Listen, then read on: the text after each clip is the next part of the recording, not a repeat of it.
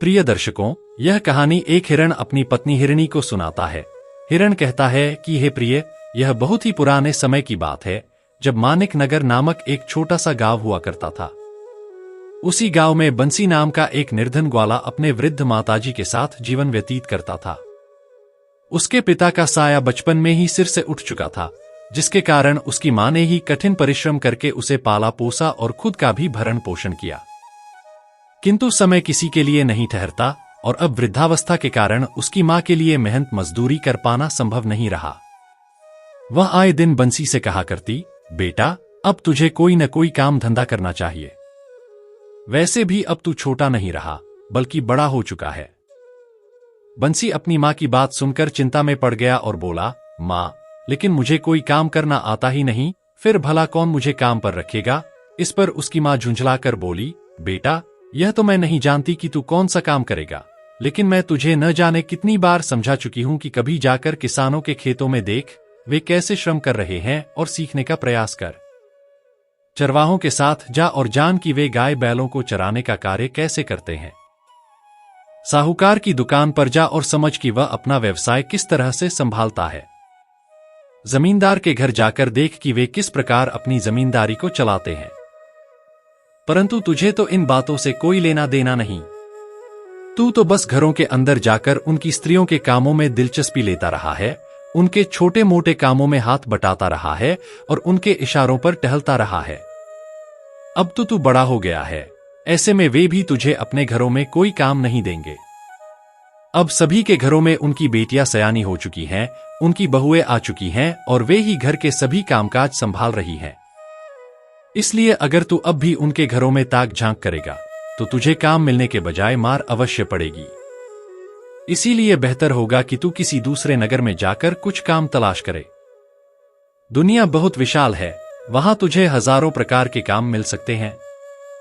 जिस दिशा में भी तू कदम बढ़ाएगा, वहां काम की कोई कमी नहीं होगी।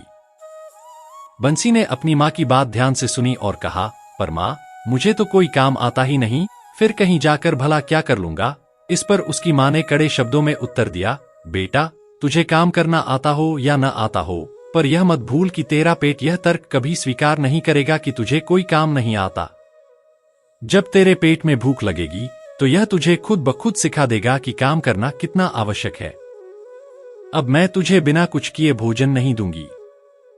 जब तू अपनी मेहनत से कुछ कमा कर लाएगा, तभी तुझे खाना मिलेगा। मां की बातों से बंसी को समझ आ गया कि अब उसकी मां बिना श्रम किए उसे भोजन नहीं देने वाली। उसने सोचा कि यदि मां ने यह बात पहले ही इस कठोरता से कही होती तो शायद वह अब तक कोई न कोई काम सीख चुका होता। किंतु अब वह करे तो क्या करे। इसी विचार में डूबा हुआ वह घर से निकला और गांव के साहूकार के पास पहुंचा। उसने हाथ जोड़कर निवेदन किया, साहूकार काका, क्या आपके पास मेरे लिए कोई काम हो सकता है। साहूकार ने उसे ऊपर से नीचे तक देखा और ठहाका लगाकर बोला, बेटा, काम की तो मेरे पास कोई कमी नहीं, पर तुझसे कोई काम होगा नहीं, क्योंकि तेरा स्वभाव तो मर्दों के काम करने का नहीं है। तू तो स्त्रियों के कामों में अधिक रुचि रखता है। वैसे भी अब मेरे घर में बहू आ चुकी है, तो साहूकारनी को भी तेरी कोई आवश्यकता नहीं रही। मेरा सुझाव है कि तू गांव के जमींदार के पास जा, उनके यहां बहुत से बेकार के काम पड़े रहते हैं।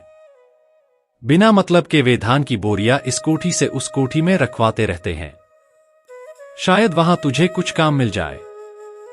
बंसी को यह सुनकर निराशा हुई, क्योंकि वह पहले से ही जानता था कि जमींदार उसे कोई काम नहीं देगा। जमींदार तो हमेशा यही कहता था, बंसी बेटा, चाची के पास ही रहा कर, उसकी कोई जरूरत हो तो उसकी सहायता कर दिया कर। लेकिन अब कई वर्षों से वह उधर गया ही नहीं था। जमींदार की बेटी भी अब बड़ी हो चुकी होगी और स्वयं अपनी मां का ध्यान रख रही होगी। ऐसे में अब वहां उसकी कोई आवश्यकता नहीं रह गई थी। बंसी पूरे दिन गांव में इधर उधर भटकता रहा, परंतु उसे कहीं भी कोई काम नहीं मिला। जब शाम को वह निराश होकर घर लौटा तो उसकी मां गुस्से से बोली, मैंने तुझसे पहले ही कह दिया था कि गांव में तुझे कोई काम नहीं मिलने वाला, फिर भी तू बेकार इधर उधर भटककर वापस चला आया। मैं तुझे बिना कमाई के घर में घुसने नहीं दूंगी। अब मेरी बात मान और बाहर के गांवों में जा, नगर में जाकर काम खोज। वहां तुझे अवश्य ही कोई न कोई काम मिल जाएगा। अब बंसी ने मन ही मन ठान लिया कि उसकी माँ उसे घर में चैन से रहने नहीं देगी। चाहे कुछ भी हो जाए, उसे अब कहीं न कहीं तो जाना ही पड़ेगा। आदमी की यही तो सबसे बड़ी समस्या होती है कि जब वह उम्र के पड़ाव पर पहुंचता है तो उसकी सोच विचार करने की शक्ति कम हो जाती है और वह उल्टे सीधे फैसले लेने लगता है। उसकी मां पर भी उम्र का प्रभाव स्पष्ट रूप से दिखने लगा था, इसलिए वह अब बंसी से किसी न किसी तरह का काम करने की जिद पकड़ चुकी थी। दूसरे दिन सुबह तड़के ही बंसी ने अपनी आंखें खोलीं, जल्दी जल्दी तैयार हुआ और बिना किसी से कुछ कहे उत्तर दिशा की ओर बढ़ चला।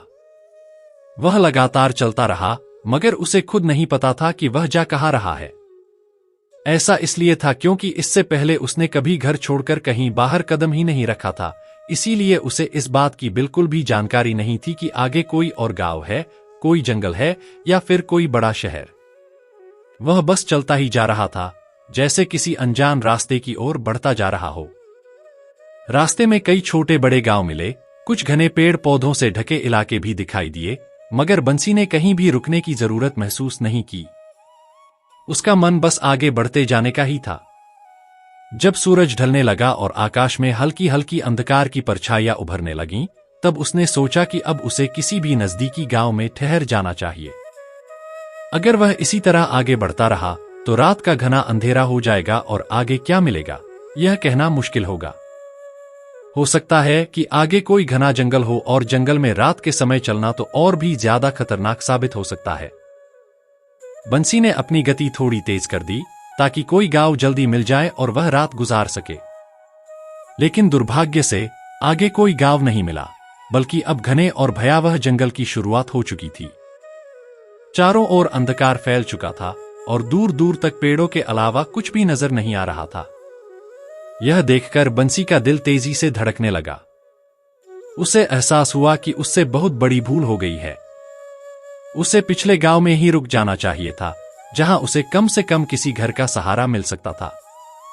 मगर अब जब वह जंगल के अंदर आ चुका था तो वापस लौटना भी संभव नहीं लग रहा था और आगे बढ़ना भी किसी खतरे से खाली नहीं था।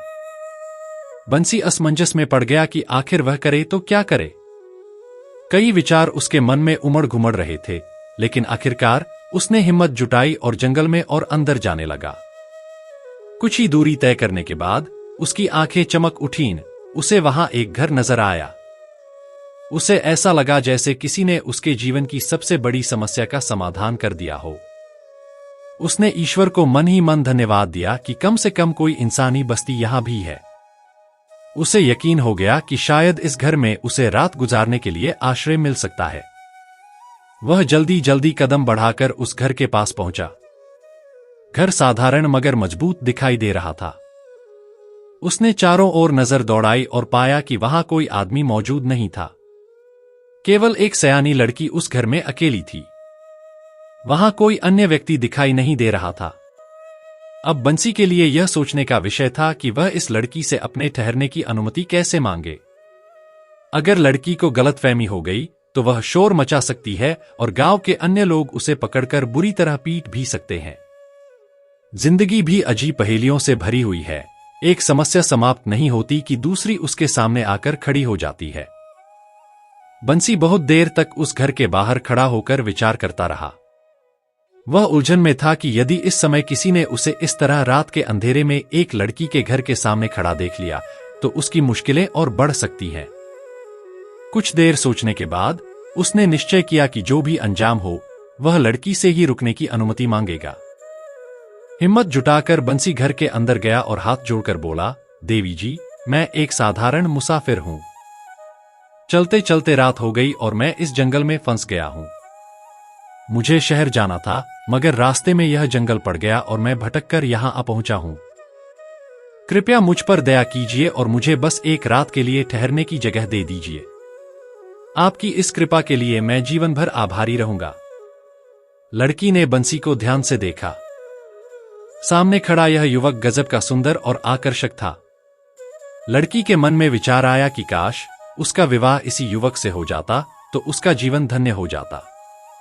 मगर अगले ही पल उसे अपनी सोच पर झटका लगा और वह स्वयं से कहने लगी कि आखिर मैं क्या सोच रही हूं। अगर पिता ने इसे मेरे घर में देख लिया तो वे इसे जिंदा नहीं छोड़ेंगे और शायद गुस्से में मुझे भी दंड दे दें। आदमी की जिंदगी भाग्य पर ही निर्भर करती है। यदि भाग्य में कुछ न लिखा हो तो सामने रखा भोजन भी इंसान के हाथ नहीं आता। उसके घर में खुद चलकर इतना सुंदर युवक आया है, मगर वह उससे प्रेम तो क्या, कोई सामान्य बातचीत भी नहीं कर सकती।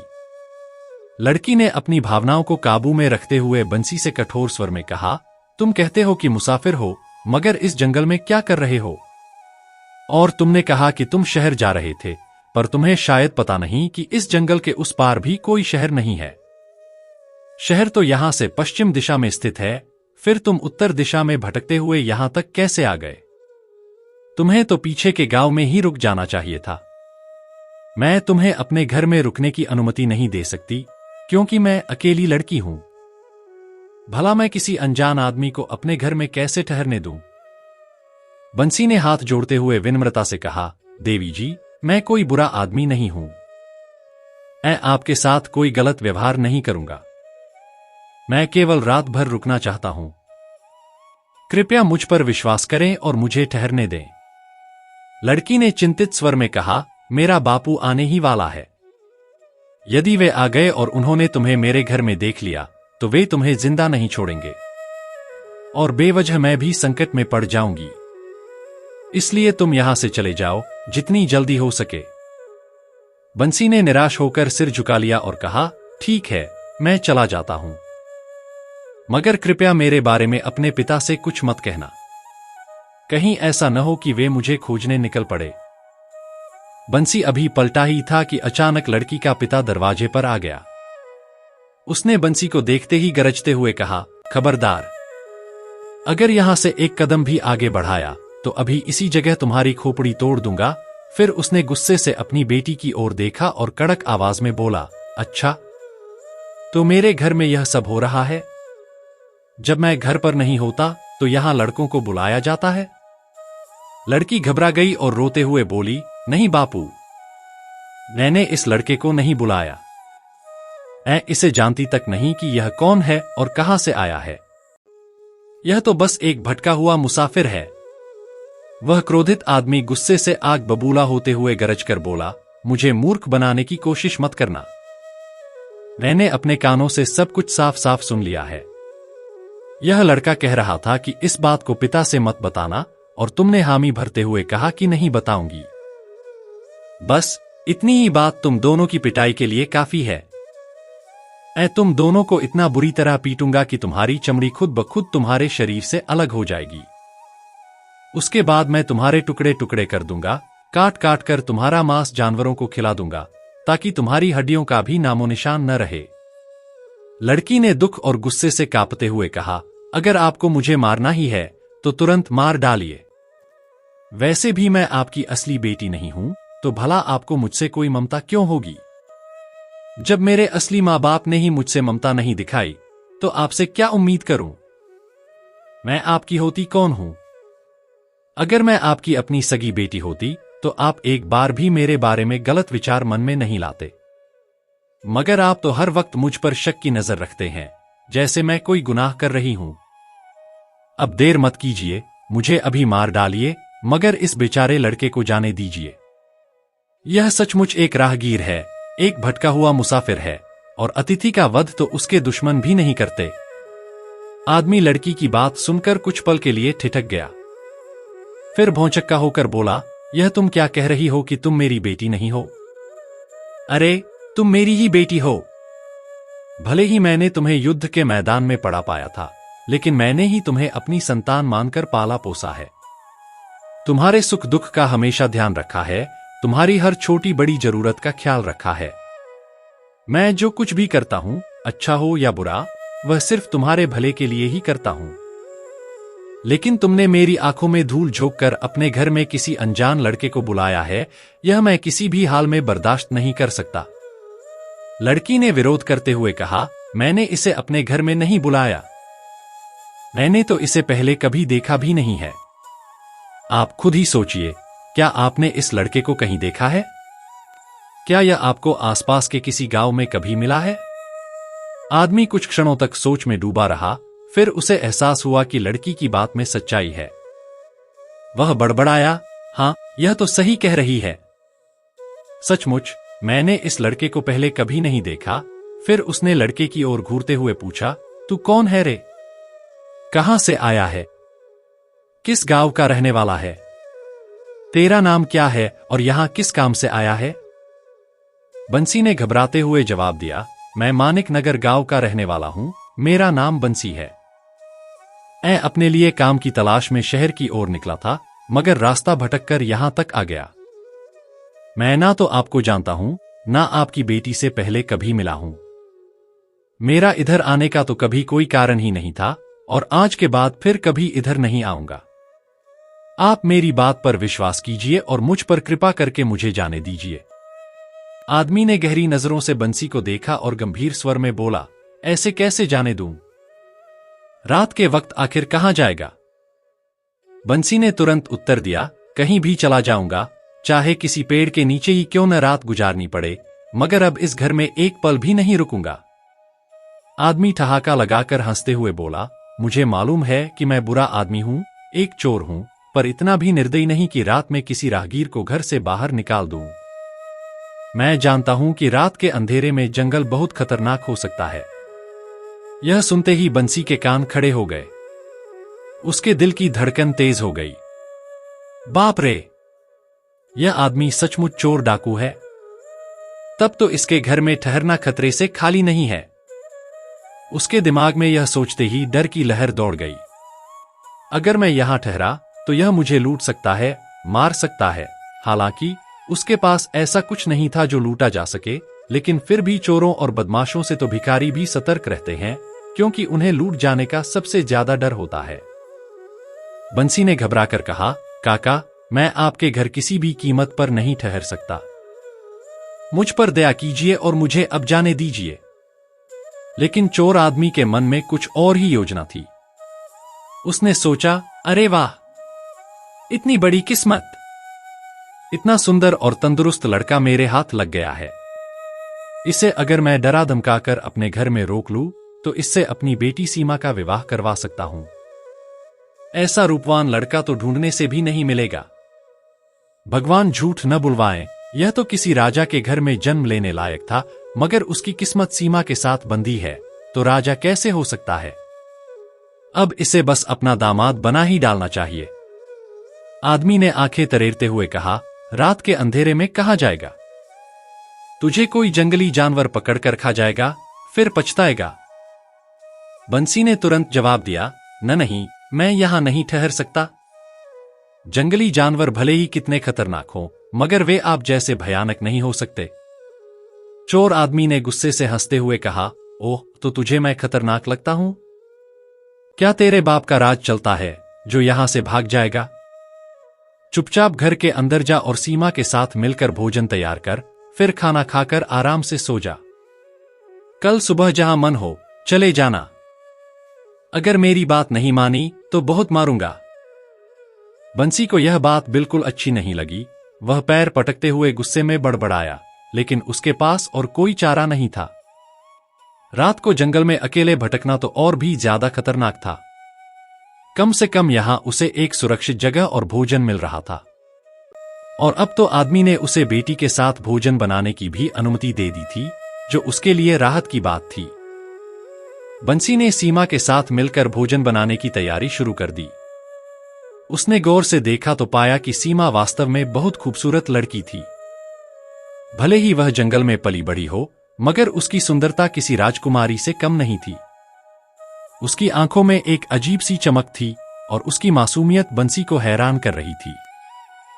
बंसी सोचने लगा, यह लड़की जंगल में पैदा हुई, यही पली बढ़ी, मगर इसकी सुंदरता किसी रानी से कम नहीं है। बंसी मन ही मन तरह तरह की बातें सोच रहा था। वह विचारों के समुद्र में गोते लगाते हुए खुद से कहने लगा कि अगर उसे कोई अच्छी नौकरी मिल जाती, वह पैसा कमाने लगता, तो यह सीमा उसके लिए एक उपयुक्त जीवन संगिनी साबित हो सकती थी। मगर यह सब तो भाग्य का खेल है। किस्मत अगर साथ न दे तो हाथ में आया लड्डू भी छीनकर कोई और ले उड़ता है। दुनिया में हर इंसान को उसकी मनपसंद पत्नी नहीं मिला करती, और अक्सर जिसे वह दिल से चाहता है वही उसे कभी नसीब नहीं होती। उसने अपने मन को यह सोचकर समझा लिया कि आखिर सीमा एक चोर की बेटी है, और उसके बारे में सोचकर खुद को तकलीफ देना बिल्कुल बेकार है। इस मन का भी अजीब हाल है। जहां भी कोई सुंदर लड़की देखता है वहीं उसे अपना मानने की जिद पकड़ लेता है। लेकिन अगर इंसान मन के कहे पर चलने लगे तो उसे हर रोज 1000 जूते खाने पड़ेंगे। और फिर इस सीमा का पिता तो एक शातिर चोर है, अगर उसे जरा भी कोई गलत शंका हो गई तो बिना पलक झपकाए काट डालेगा। मेरा क्या है? आज की रात यहां गुजर रही है, कल की रात कहां बितानी पड़ेगी इसका कोई भरोसा नहीं। यही सब सोचते सोचते बंसी खाना खाकर सो गया। उधर चोर अपनी बेटी सीमा के पास आया और धीमे स्वर में बोला, बेटी, यह बंसी बहुत ही खूबसूरत और हट्टा कट्टा नौजवान है। मैंने इसे तेरे लिए पसंद कर लिया है, पर यह अपने मन का मालिक है, हमारे कहने से यहां रुकने वाला नहीं है। लेकिन अगर तुम चाहो और पहल करो तो यह कहीं नहीं जाएगा। सीमा चौंक गई और विरोध करते हुए बोली, नहीं नहीं, मैं इस झमेले में नहीं पड़ने वाली। मुझे आपकी मार नहीं खानी और न ही उस बेचारे को पिटवाना चाहती हूं। चोर ने समझाते हुए कहा, अरे पगली, इतनी नादान मत बनो। ऐसे मौके बार बार नहीं आते, वह भी बिना किसी मेहनत के। तुम जानती हो कि मैं एक बुरा आदमी हूं, एक कुख्यात चोर हूं। समाज में कोई भी शरीफ इंसान मेरे साथ बैठना तक पसंद नहीं करता, तो फिर मैं तेरी शादी की बात भला किसी भले घर के लड़के से कैसे कर सकता हूं? कोई भी इज्जतदार लड़का किसी चोर की बेटी से विवाह नहीं करेगा। और फिर मेरा भी कोई भरोसा नहीं, किसी दिन राजा के सैनिकों के हाथ लग गया तो बाकी की जिंदगी जेल में सड़ते हुए ही कटेगी। भगवान ने इस लड़के को तेरे लिए ही भेजा है, नहीं तो सोच, शहर जाने वाला आदमी रास्ता भटककर शहर से 50 मील दूर इस घने जंगल में कैसे आ सकता था? सीमा ने दुखी होकर कहा, बापू, तुम यह बुरा काम करना छोड़ क्यों नहीं देते? क्या कोई और अच्छा काम नहीं कर सकते? चोर ने गहरी सांस भरते हुए जवाब दिया, अगर तुम बंसी से किसी तरह विवाह कर लेती हो तो मैं उसी दिन से चोरी छोड़ दूंगा, यह मेरा वादा है। सीमा ने एक पल सोचा, फिर दृढ़ स्वर में बोली, अगर आप सचमुच चोरी छोड़ देंगे तो मैं बंसी से विवाह करने के लिए तैयार हूं। चोर दिन के उजाले में अपने घर में बहुत कम ही रहा करता था। वह जंगल के किसी गुप्त ठिकाने में जाकर छिपता था और रात के अंधेरे में चोरी करने निकलता था। अपने चोरी किए हुए सामान को भी जंगल के ही किसी सुरक्षित स्थान पर छिपाकर रखता था और केवल जरूरत के अनुसार ही कुछ सामान घर लाता था। उसके घर में कोई ऐसा सामान नहीं था जिसे देखकर कोई कह सके कि यह चोरी का है। फिर भी चाहे बाहरी लोग उसकी हकीकत न जानते हों, लेकिन गांव के स्थानीय लोग भली भांति जानते थे कि यह आदमी असल में एक चोर है। सुबह होते ही चोर जंगल की ओर निकल गया। इधर जैसे ही बंसी की नींद खुली, वह झटके से उठकर खड़ा हो गया। उसकी नजर सामने खड़ी सीमा पर पड़ी। वह विनम्रता से बोला, देवी, आपका बहुत बहुत धन्यवाद जो आपने मुझे अपने घर में एक रात के लिए शरण दी। अब मैं चलता हूं। सीमा ने मुस्कुराकर कहा, आप ऐसे कैसे चले जाओगे? आप अभी कहीं नहीं जा सकते। बंसी चौंक गया, क्यों? ऐसा क्या हुआ? सीमा ने हल्की मुस्कान के साथ कहा, आप खुद समझ जाइए कि मुझे क्या हो गया है। और ताज्जुब की बात यह है कि आपको कुछ भी महसूस नहीं हुआ। बंसी ने सिर झटकते हुए कहा, नहीं नहीं, मुझे तो कुछ भी महसूस नहीं हुआ। सीमा ने उसे चुनौती भरे लहजे में कहा, अच्छा, तो अपने दिल पर हाथ रखकर सच सच बताइए, क्या आपको सच में कुछ भी नहीं हुआ? बंसी ने घबराकर कहा, नहीं, मैं ऐसी किसी भी बात के बारे में सोच भी नहीं सकता। मुझे तुम्हारे पिता के हाथों पिटना नहीं है। सीमा ने मुस्कुराकर कहा, अब मेरे पिता तुम्हें कुछ नहीं कहेंगे।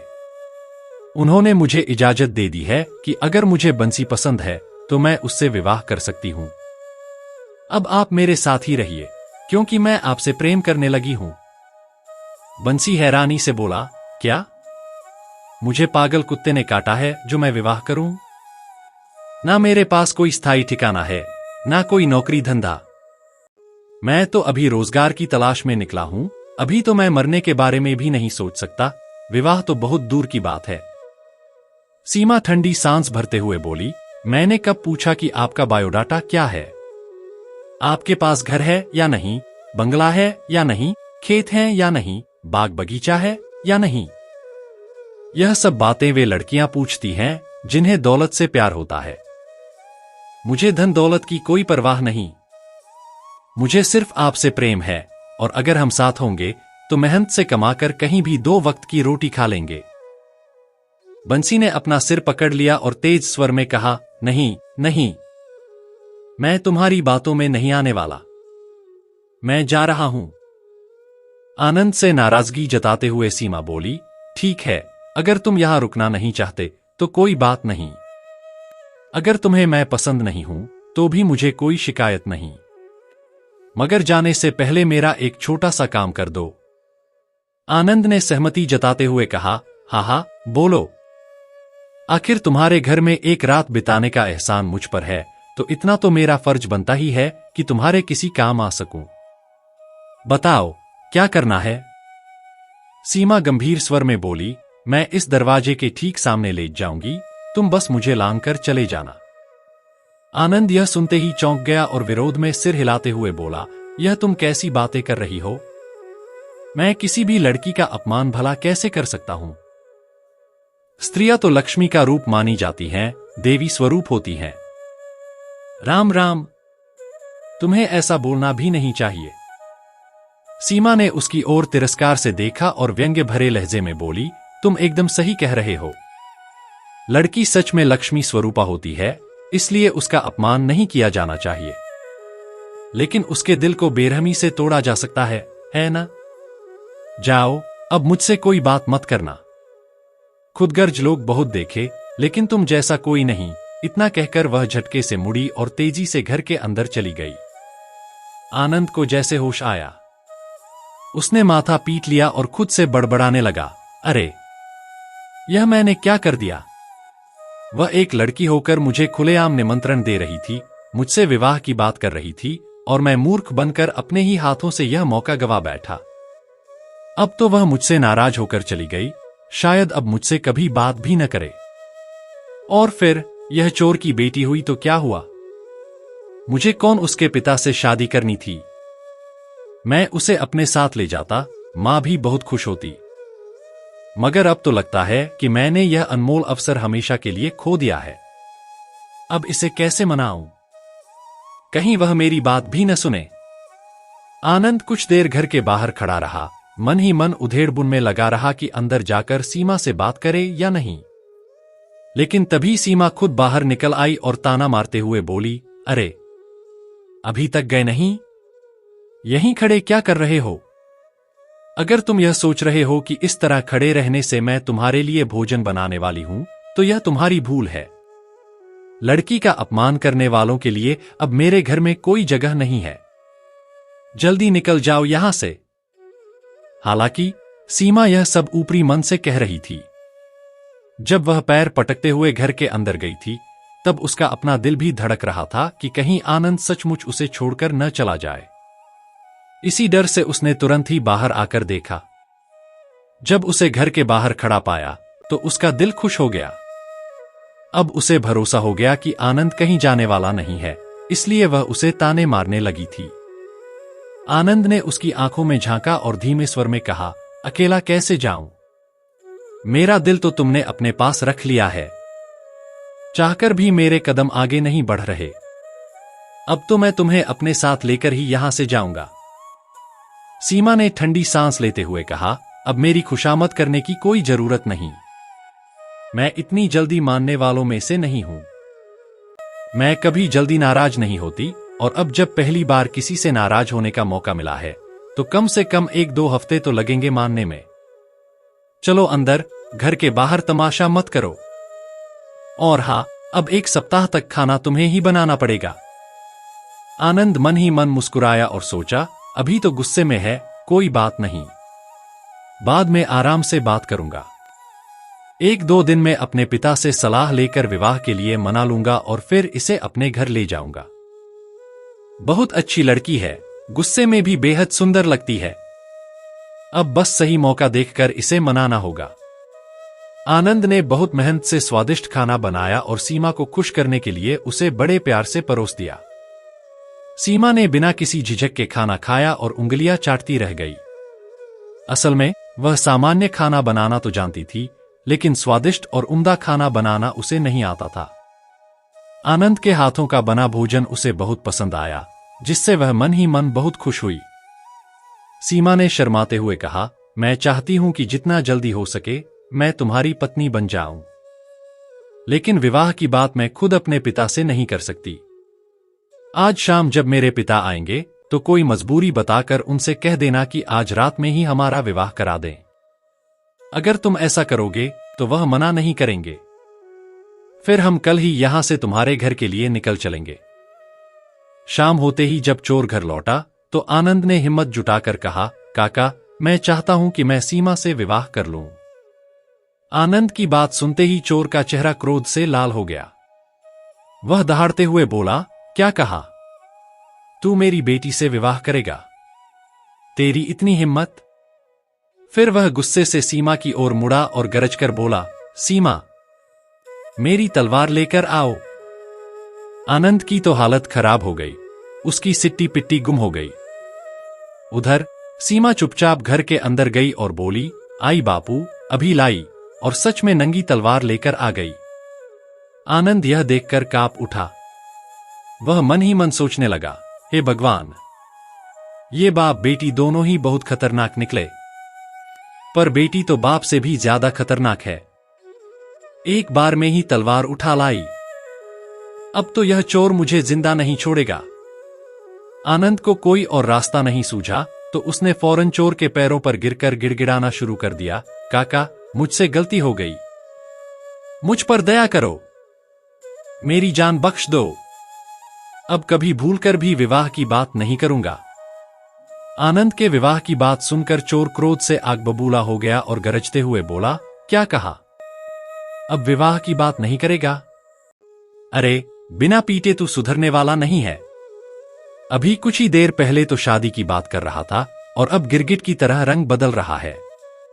आनंद कांपते हुए बोला, काका, गलती से मेरे मुंह से यह बात निकल गई थी, मेरा ऐसा कोई इरादा नहीं था। उधर सीमा भी इस पूरी स्थिति को देखकर चकित थी और मन ही मन सोच रही थी, हे भगवान, कैसा मूर्ख आदमी मेरे भाग्य में आया है। मेरे पिता ने तलवार उसे डराने के लिए नहीं, बल्कि उसे सम्मानपूर्वक उपहार में देने के लिए मंगवाई थी। वह चाहते थे कि आनंद पहले इस तलवार को हाथ में थाम ले और यह शपथ ले कि जब तक वह जीवित रहेगा तब तक मेरी रक्षा करेगा, मुझे किसी भी प्रकार का कष्ट नहीं पहुंचने देगा। अगर वह यह कसम खा लेता तो पिता खुशी खुशी मेरा हाथ उसके हाथ में दे देते और यही हमारे विवाह की परंपरा होती। लेकिन यह मूर्ख तो बेवजह डर से कांप रहा है। सीमा को यह देखकर बहुत गुस्सा आया कि आनंद की हालत खराब हो रही थी। वह तुरंत अपने पिता से बोली, बापू, थोड़ा रुकिए, जरा मुझे आनंद से अकेले में कुछ जरूरी बात करने दीजिए। इतना कहकर उसने आनंद का कान पकड़ लिया और उसे लगभग घसीटते हुए घर के अंदर ले गई। आनंद उसके हाथों से बचने की कोशिश करता हुआ गिड़गिड़ाने लगा, अरे, मुझे छोड़ दो, मेरी जान बख्श दो, मुझसे जो भी गलती हो गई है उसके लिए माफ कर दो। सीमा ने झुंझलाते हुए उसके कान में फुसफुसाकर कहा, आनंद, तुम यह कैसी मूर्खता कर रहे हो? तुम्हें समझ में नहीं आ रहा कि मेरे पिता ने तलवार तुम्हें मारने के लिए नहीं, बल्कि तुम्हें सम्मानपूर्वक देने के लिए मंगवाई थी। वह इसे तुम्हारे हाथ में देकर यह देखना चाहते हैं कि तुम मेरे रक्षक बनने के लिए तैयार हो या नहीं। अगर तुम यह तलवार मजबूती से थाम लेते और शपथ लेते कि तुम मुझे कभी धोखा नहीं दोगे, तो मेरे पिता खुशी खुशी मेरा हाथ तुम्हारे हाथ में सौंप देते। हमारे जंगलों में विवाह इसी रीति से होता है, लेकिन तुम यहां नौटंकी कर रहे हो। अब जल्दी जाओ और तलवार मजबूती से पकड़ लो। आनंद सीमा की बात सुनकर गुस्से में आ गया और झलाकर बोला, अरे, तुमने यह बात पहले क्यों नहीं बताई? मैं दिन भर तुम्हारे साथ घर में था, लेकिन एक बार भी तुमने मुझे इस परंपरा के बारे में नहीं समझाया। अब मेरी इतनी बेइज्जती हो गई और मैं यहां मूर्ख बना खड़ा हूं। सीमा ने उसकी बातें अनसुनी करते हुए जल्दी से कहा, अब बहस करने का समय नहीं है, तुरंत मेरे पिता के पास चलो, क्योंकि उनके स्वभाव का कोई भरोसा नहीं। अगर उनका मन एक बार बदल गया तो सारा खेल बिगड़ जाएगा।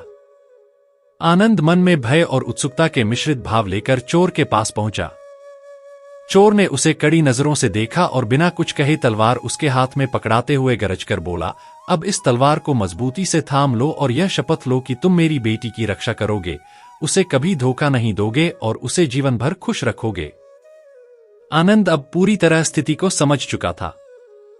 उसने पूरी निष्ठा और विश्वास के साथ तलवार को कसकर पकड़ लिया और सच्चे मन से हर शर्त स्वीकार कर ली।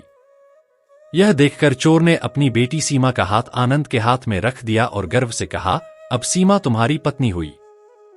अब तुम इसे अपने साथ अपने घर ले जा सकते हो, लेकिन कभी कभी इसे लेकर मुझसे मिलने जरूर आना। अगर चाहो तो जितने दिन भी यहां रहना चाहो रह सकते हो, या फिर कल सुबह अपने घर के लिए निकल सकते हो। आनंद ने हाथ जोड़कर कहा, काका, मैं कल सुबह ही अपने गांव लौटना चाहता हूं। बस आप हमें आशीर्वाद दें कि हम हमेशा सुखी रहें। चोर ने उन्हें स्नेहपूर्वक आशीर्वाद दिया और अपने घर के अंदर चला गया। उस रात आनंद और सीमा पति पत्नी के रूप में पहली बार एक ही कमरे में रहे। दोनों के जीवन का यह नया अध्याय था। सुबह होते ही आनंद अपनी पत्नी सीमा के साथ गांव के लिए रवाना हो गया।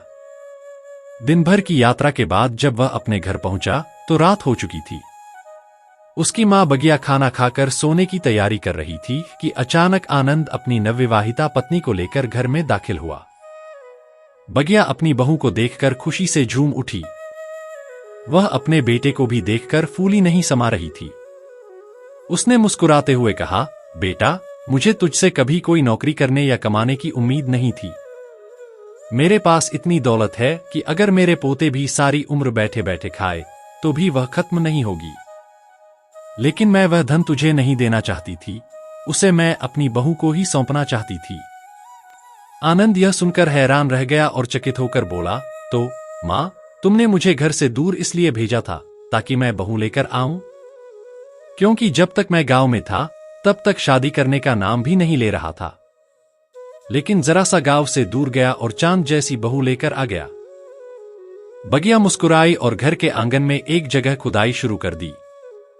कुछ ही देर में उसने वहां से एक पुराना संदूक निकाला। जब आनंद ने उस संदूक के अंदर झांका तो उसकी आंखें फटी की फटी रह गईं। उसमें भारी मात्रा में सोना चांदी और बहुमूल्य रत्न भरे हुए थे। वह लगभग बेहोश होने की हालत में आ गया और हक्का बक्का रहकर बोला, मां, तुमने इतनी बड़ी दौलत मुझसे छिपा कर रखी थी?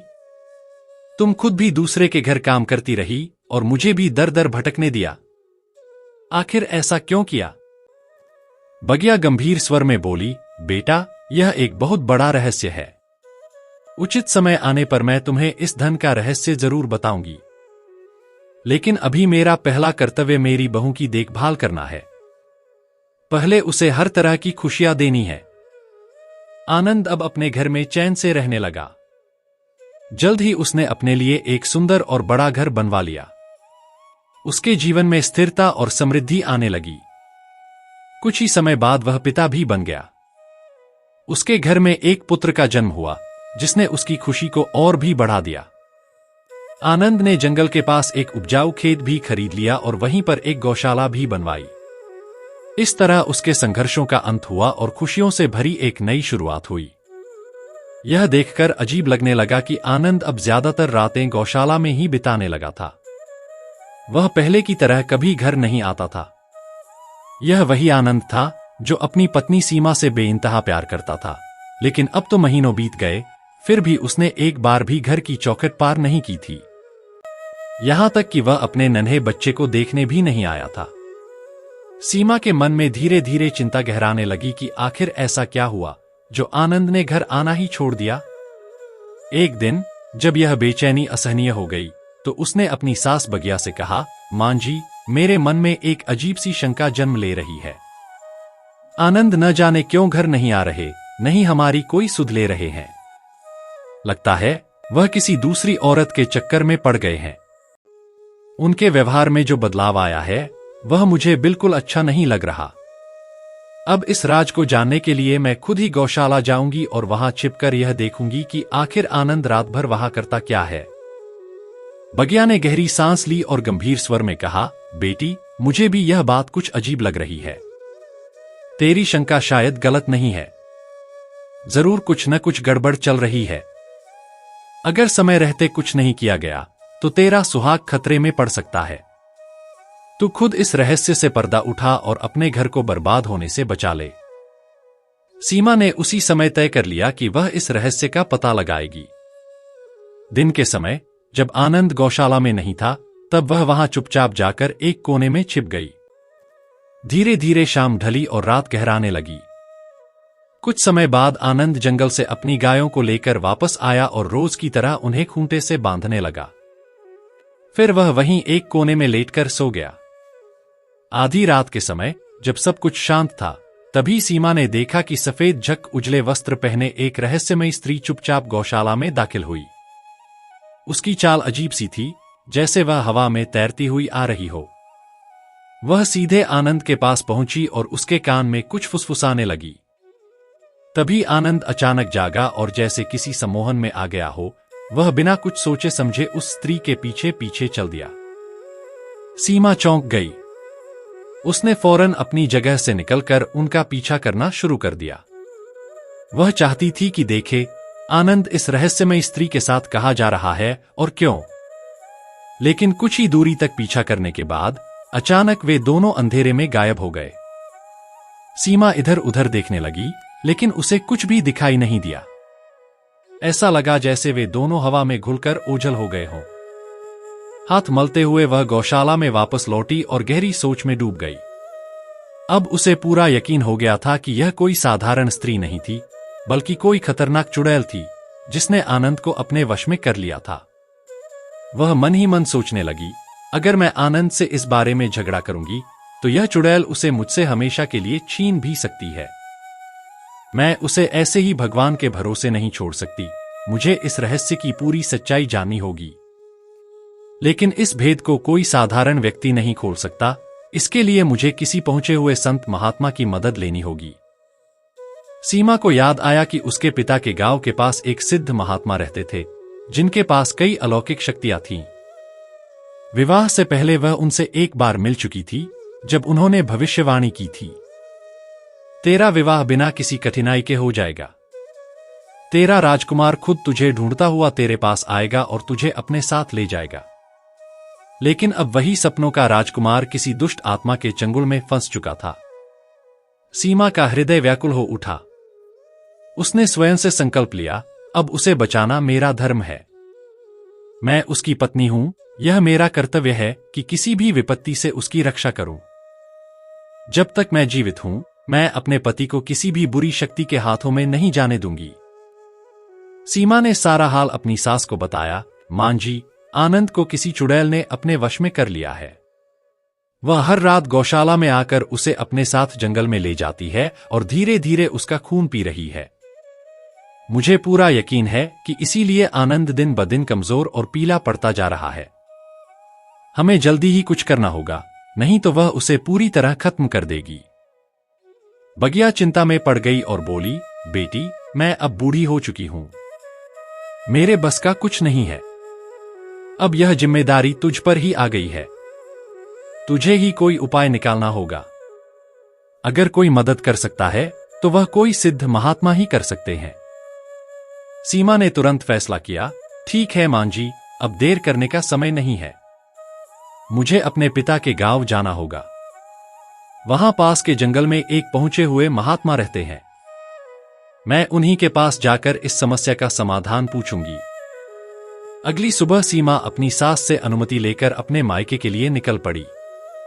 लेकिन जब वह वहां पहुंची तो उसे यह सुनकर झटका लगा कि उसके पिता अब उस घर में नहीं रहते थे। कोई व्यक्ति बोला, तेरे पिता अब एक महात्मा के आश्रम में रहने लगे हैं। सीमा तुरंत उस आश्रम के लिए निकल पड़ी। वहां पहुंचकर उसने अपने पिता को देखा और उनके गले लगकर अपना हाल कह सुनाया। फिर वह महात्मा के पास गई और पूरी समस्या विस्तार से बताई। महात्मा ने उसकी बात सुनकर कुछ देर तक गहरी सोच में डूबे रहे। फिर उन्होंने कहा, सीमा, यह बहुत ही विचित्र बात है। मैंने पहले ही भविष्यवाणी की थी कि तेरी जिंदगी में कोई कठिनाई नहीं आएगी, फिर यह सब कैसे हुआ?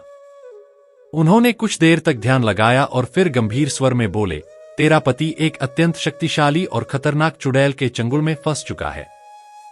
यह कोई साधारण आत्मा नहीं है, बल्कि एक प्राचीन दुष्ट आत्मा है जो कई वर्षों से जीवित पुरुषों की ऊर्जा चूसकर जीवित है। महात्मा ने गहरी सांस ली और कहा, आज से ठीक 3 दिन बाद तेरे पति की जान खतरे में पड़ने वाली है। अगर इस बार वह चुड़ैल उसे अपने साथ ले गई तो फिर वह कभी वापस नहीं आएगा। लेकिन ध्यान रखना, उसे सिर्फ तू ही बचा सकती है। मैं केवल तुझे उपाय बता सकता हूं, पर इस लड़ाई को तुझे अकेले ही लड़ना होगा।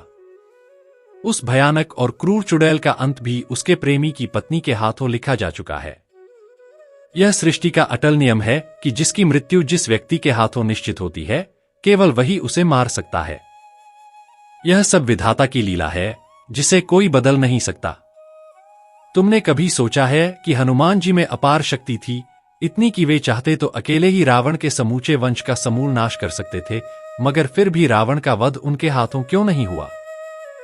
क्योंकि विधि ने यह कार्य श्रीराम के लिए निर्धारित कर रखा था। उसी प्रकार हर व्यक्ति हर कार्य करने में सक्षम नहीं होता, क्योंकि प्रभु ने पहले से ही यह तय कर दिया होता है कि कौन किसका विनाश करेगा। इसलिए यह जान लो कि उस काली शक्तियों से भरपूर डायन का अंत तुम्हारे ही हाथों लिखा गया है। उसने आनंद को बड़ी चालाकी और सरलता से अपने चंगुल में फंसा लिया है। अब आनंद पूरी तरह से उसकी आज्ञा का पालन करने लगा है। वह वही करता है जो वह कहती है, मानो उसकी अपनी कोई सोच ही न बची हो। यहां तक कि यह भी संभव है कि वह आनंद के माध्यम से तुम्हारे पुत्र को भी अपने पास बुलवा ले और उसे भी अपनी काली शक्तियों का शिकार बना ले। इसलिए तुम्हें बहुत अधिक सतर्क और सचेत रहने की आवश्यकता है। अब मैं तुम्हें यह भी बता देता हूं कि आखिर वह आनंद को अपने वश में करने में कैसे सफल हुई।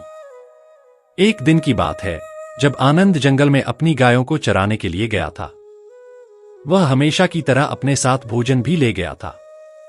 दोपहर होते ही जब उसे भूख लगी, तो वह एक बड़े पीपल के पेड़ के नीचे बैठकर खाना खाने लगा। वह जैसे ही पहला ग्रास मुंह में डालने वाला था, तभी अचानक एक अद्भुत सुंदर स्त्री उसके सामने आकर खड़ी हो गई। वह स्त्री इतनी अधिक आकर्षक और मोहक थी कि देखने वाले की नजरें उस पर टिक जाएं। उसकी सुंदरता असाधारण थी, इतनी कि वह सामान्य स्त्रियों से बहुत अधिक अनुपम और दिव्य प्रतीत होती थी। आनंद तो उसकी आभा को देखकर मंत्रमुग्ध सा हो गया। स्त्री ने मीठी वाणी में कहा, हे सुंदर युवक, तुम अकेले भोजन कर रहे हो, यह उचित नहीं। मैं भी यहां भूखी हूं, तो क्यों न हम दोनों अपना अपना भोजन एक दूसरे से साझा कर लें? आनंद पहले तो झिझका और बोला, देवी, मैं आपका भोजन कैसे ग्रहण कर सकता हूं? मेरे पास अपना भोजन पहले से ही है, मैं इसी से तृप्त हो जाऊंगा। उस स्त्री ने मुस्कुराते हुए मधुर स्वर में कहा, यही तो मैं भी कह रही हूं कि तुम्हारे पास भोजन है और मेरे पास भी भोजन है। तो क्या यह अच्छा नहीं होगा कि हम दोनों इसे आपस में बांटकर खाएं? यह तो प्रेम और सौहार्द की निशानी है। आनंद उसकी मोहक बातों से मोहित हो गया और उसकी बात को अस्वीकार नहीं कर सका। यही तो वह मायावी चुड़ैल चाहती थी कि किसी भी तरह से आनंद उसका भोजन एक कौर भी ग्रहण कर ले। बस इतना होते ही आनंद पूरी तरह से उसके वश में आ गया। उसके हृदय और मस्तिष्क पर पूरी तरह उस स्त्री का प्रभाव छा गया। अब वह जहां भी उसे बुलाती थी, आनंद बिना किसी संकोच के दौड़ा चला जाता था। वह उसके साथ वैसा ही व्यवहार करती थी जैसा एक पत्नी अपने पति के साथ करती है। अब उस दुष्टात्मा का अंतिम लक्ष्य यह है कि किसी तरह आनंद को मारकर उसे अपने लोक में ले जाए और उसके साथ हमेशा हमेशा के लिए अपना जीवन व्यतीत करे।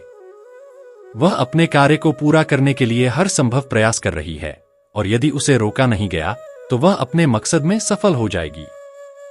लेकिन अब समय आ गया है कि तुम उसे हमेशा के लिए मिटा दो, उसे इस धरती से समाप्त कर दो। सीमा ने महात्मा की बातें सुनकर गंभीर स्वर में कहा, बाबा, यदि यह सच है तो कृपया मुझे कोई उपाय बताइए ताकि मैं उस राक्षसी को समाप्त कर सकूं। बिना किसी उपाय के मैं कुछ नहीं कर पाऊंगी। महात्मा ने कुछ देर ध्यान लगाया और फिर बोले, बेटी, मेरे पास एक अत्यंत सिद्ध ताबीज है जो हर बुरी शक्ति से तुम्हारी रक्षा करेगा। यह ताबीज अनेक साधनाओं के बाद तैयार किया गया है और इसमें अपार शक्तियां हैं। इसे अपने गले में धारण कर लो। यह तुम्हारी हर समस्या का समाधान करेगा। उन्होंने आगे समझाया, जब भी तुम किसी दुष्ट शक्ति का नाश करना चाहो तो इस ताबीज को अपने दाहिने हाथ में पकड़ लेना और इसे आदेश देना, हे ताबीज की अपार शक्ति, इस दुष्ट आत्मा का नाश कर दो। जिस भी दुष्ट का अंत तुम चाहोगी, यह ताबीज उसे नष्ट कर देगा। लेकिन एक बात ध्यान रखना, जब तुम्हें लगे कि अब इस ताबीज की जरूरत नहीं है तो इसे मेरे पास लौटा देना, और यदि तुम चाहो तो इसे जीवन भर अपने पास रख सकती हो, लेकिन इसके लिए रोज इसकी पूजा करनी होगी। इसके बाद महात्मा ने गंभीर स्वर में कहा, अब जाओ बेटी, अब समय नष्ट मत करो। इस कार्य में जितनी देर होगी खतरा उतना ही बढ़ता जाएगा। तुम्हारे लिए विलंब करना बिल्कुल भी उचित नहीं होगा। सीमा ने महात्मा द्वारा दिया गया ताबीज अपने गले में पहन लिया और फिर महात्मा तथा अपने पिता से विदा लेकर अपने घर के लिए रवाना हो गई। घर पहुंचने पर उसने अपनी सास बगिया से कहा, मां जी, मैं उपाय लेकर आ चुकी हूं। अब मैं आज ही उस डायन का अंत कर दूंगी। आज शाम को मैं गौशाला में जाकर अपने पति को वापस लाने की कोशिश करूंगी और यदि वह चुड़ैल वहां आई तो उसे वहीं खत्म कर दूंगी। शाम होते ही सीमा अपने पति के लिए भोजन लेकर गौशाला पहुंची। आनंद उसे वहां देखकर चौंक गया। उसने हैरानी से पूछा, सीमा, तुम यहां कैसे आ गईं? तुम तो कभी गौशाला में नहीं आती। आज अचानक तुम्हें क्या हो गया जो यहां चली आई हो? सीमा ने गंभीर स्वर में कहा, आनंद, तुम 1 महीने से अधिक समय से घर नहीं आए हो। क्या तुम्हें यह भी एहसास नहीं कि तुम्हारी पत्नी को भी तुम्हारी जरूरत होती है? मैं इतने दिनों तक अकेली कैसे रह सकती हूं? आज तुम मेरे साथ घर चलो। आनंद की आंखों में उदासी छा गई। उसने ठंडी सांस लेते हुए कहा, सीमा, तुम मेरी मजबूरी को समझने की कोशिश करो। मैं अब घर नहीं आ सकता। मुझे भूल जाओ। अब मैं तुम्हें कभी नहीं मिल सकता। सीमा ने दृढ़ता से कहा, यह तुम कैसी बात कर रहे हो आनंद? मैं तुम्हें भूल जाऊं? यह तो असंभव है। मैं जीवन भर तुम्हारे साथ रहूंगी, चाहे जो भी हो जाए। आनंद ने भारी स्वर में कहा, सीमा, मेरी बात समझने की कोशिश करो। मेरे कारण तुम्हारी जान को बड़ा खतरा हो सकता है। मैं एक बहुत बड़ी मुसीबत में फंस चुका हूं, जिससे निकल पाना मेरे लिए मुश्किल हो गया है। इसलिए तुम मुझसे दूर चली जाओ और मुझे मेरे हाल पर छोड़ दो। सीमा ने गहरी सांस लेते हुए जवाब दिया, मैं तुम्हारी धर्मपत्नी हूं, जीवन संगिनी हूं। मैंने हर परिस्थिति में तुम्हारा साथ निभाने का व्रत लिया है। मुझे तुमसे कोई भी शक्ति अलग नहीं कर सकती, चाहे वह मृत्यु ही क्यों न हो। यदि आवश्यक हुआ तो मैं एक सम्राट से भी लड़ सकती हूं, लेकिन तुम्हारा साथ नहीं छोड़ सकती। इसलिए या तो तुम मेरे साथ घर चलो या फिर मैं तुम्हारे साथ यहीं गौशाला में रहूंगी। आनंद ने हताश होकर कहा, सीमा, पागल मत बनो। मेरी मजबूरी को समझो और मेरी खातिर यहां से घर लौट जाओ। सीमा ने आंखों में अडिग विश्वास लिए उत्तर दिया, आज मैं तुम्हारे लिए ही यहां आई हूं। मैं किसी भी कीमत पर यहां से नहीं जाऊंगी। तुम मेरी चिंता करना छोड़ दो और अपने भले बुरे की चिंता करो। मैं अब हर खतरे का सामना करने को तैयार हूं। आनंद ने उसे लाख समझाने की कोशिश की, पर सीमा अपनी जिद पर अड़ी रही और वहीं गौशाला में रुक गई। आधी रात बीत चुकी थी जब उसने देखा कि एक रहस्यमयी स्त्री उजले वस्त्र धारण किए हुए वहां आ गई। यह वही स्त्री थी जो प्रतिदिन आनंद के पास आती थी। लेकिन आज जब उसने आनंद के साथ एक अन्य स्त्री को देखा तो उसका चेहरा क्रोध से तमतमा उठा। सीमा को अब और देर करना उचित नहीं लगा। उसने तुरंत अपने गले में पहना हुआ ताबीज उतारकर अपने दाहिने हाथ में पकड़ लिया और दृढ़ स्वर में आदेश दिया, हे शक्ति, इस दुष्टात्मा का अंत कर दो। इसे जलाकर भस्म कर दो। सीमा के इतना कहते ही ताबीज से एक तेजस्वी ज्योति प्रकट हुई और देखते ही देखते उस मायावी डायन को जलाकर राख कर दिया। लेकिन सीमा का क्रोध अभी शांत नहीं हुआ था। उसने पुनः ताबीज को हाथ में लेकर आदेश दिया, हे शक्ति, इस जंगल में जितनी भी दुष्ट आत्माएं, चुड़ैलें और राक्षस निवास करते हैं, उन सबका संहार कर दो। ताबीज से एक प्रचंड ऊर्जा निकली जो जंगल की ओर तेजी से चली गई। लगभग आधे घंटे बाद वह लौटी जिससे यह स्पष्ट हो गया कि जंगल की समस्त बुरी शक्तियों का अंत हो चुका है। अब सीमा ने ताबीज से प्रार्थना की, हे शक्ति, अब मेरे पति को पहले जैसा बना दो। उनका मस्तिष्क शुद्ध कर दो ताकि वह मुझसे पूर्ववत प्रेम और स्नेह करें। सीमा की बात समाप्त होते ही ताबीज से एक दिव्य प्रकाश निकला, जिसने सीधे आनंद के हृदय में प्रवेश कर लिया। अचानक आनंद की आंखें खुल गईं, मानो वह गहरी नींद से जागा हो। उसने भावुक होकर सीमा की ओर देखा और कहा, सीमा, मुझे क्षमा कर दो। मैं महीनों से तुम्हें छोड़कर इस मायावी चुड़ैल के वश में था। मुझे नहीं पता था कि तुम इतनी शक्तिशाली हो कि तुमने अपनी शक्ति से इस दुष्ट आत्मा का नाश कर दिया। अब मैं तुम्हें कभी छोड़कर नहीं जाऊंगा। आनंद ने अपनी पत्नी के हाथ थामे और उसके साथ घर लौट आया। अगली सुबह जब वे अपनी माता के पास पहुंचे तो उनकी मां ने एक रहस्य से पर्दा उठाया। उन्होंने कहा, बेटा, आज तक मैंने एक राज तुमसे छुपा कर रखा था, लेकिन अब उसे बताने का समय आ गया है। हमारे आंगन में जो पुराना संदूक पड़ा है वह मेरा नहीं है। वह संदूक तुम्हारी शादी से एक दिन पहले सीमा के पिता लेकर आए थे। आनंद और सीमा दोनों आश्चर्यचकित होकर मां की ओर देखने लगे। मां ने आगे कहा, सीमा के पिता ने अपनी सारी जीवन भर की कमाई इस संदूक में रखकर हमें सौंप दी थी ताकि तुम्हारे नए जीवन की शुरुआत अच्छी हो सके। सीमा यह सुनकर स्तब्ध रह गई। उसकी आंखें नम हो गईं।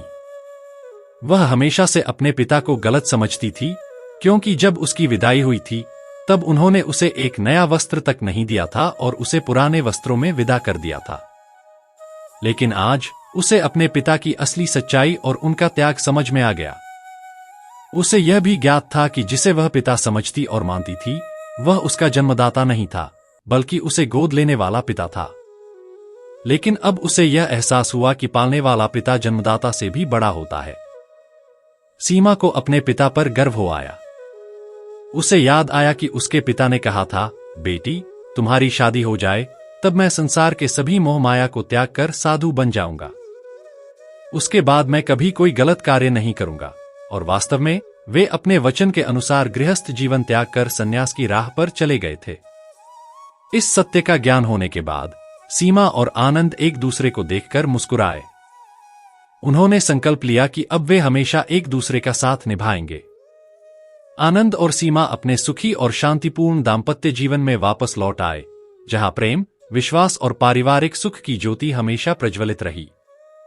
तो प्रिय दर्शकों, हमारी आज की यह कहानी यहां समाप्त होती है। हम उम्मीद करते हैं कि आपको हमारा आज की यह कहानी पसंद आई होगी और आप इससे ढेर सारी प्रेरणा लेंगे। मिलते हैं अगली ज्ञान चर्चा के साथ अगले वीडियो में। तब तक के लिए नमस्कार, धन्यवाद।